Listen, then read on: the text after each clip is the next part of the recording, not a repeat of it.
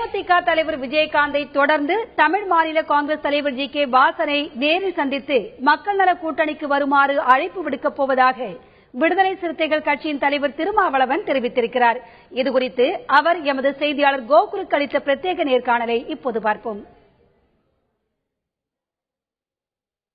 மக்கள் நல கூட்டணி தேர்தலில் வெற்றி பெற்று ஆட்சியை பிடிக்கும் நிலை உருவானால் அது கூட்டணி ஆட்சியாகத்தான் இருக்கும் என்பதை தொடர்ந்து பல சந்தர்ப்பங்களில் கூட்டணியின் ஒருங்கிணைப்பாளர் அண்ணன் வைகோ அவர்கள் தெளிவுபடுத்தியிருக்கிறார்.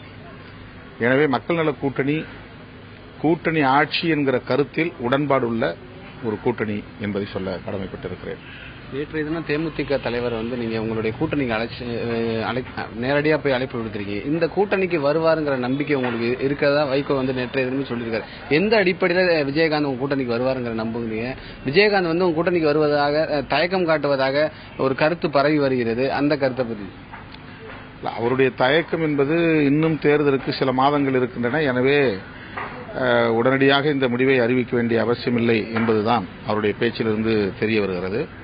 இரண்டாவது, அவர் தொடர்ந்து தொடக்கத்திலிருந்தே தமிழகத்தில் திமுக அதிமுக ஆகிய இரு கட்சிகளுக்கு மாற்றாக ஒரு அரசியல் இங்கே தேவைப்படுகிறது, ஒரு ஆட்சி மாற்றம் தேவைப்படுகிறது என்பதை அனைத்து பேட்டிகளிலும் அவர் வலியுறுத்தி வருகிறார்.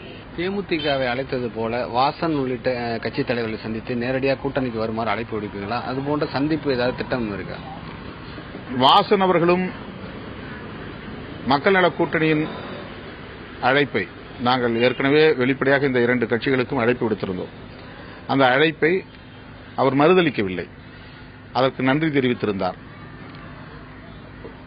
அந்த அடிப்படையிலே அவரையும் நாங்கள் சந்தித்து இந்த கூட்டணிக்கு வரும்படி அழைப்பதில் ஒரு உடன்பாடு உள்ளவர்களாக இருக்கிறோம். ஆனால் எப்போது எங்கே என்று இன்னும் முடிவாகவில்லை. ஆனால் வாசன் அவர்களையும் 4 பேரும் நாங்கள் சென்று சந்திப்பதற்கு நிறைய வாய்ப்பு இருக்கிறது.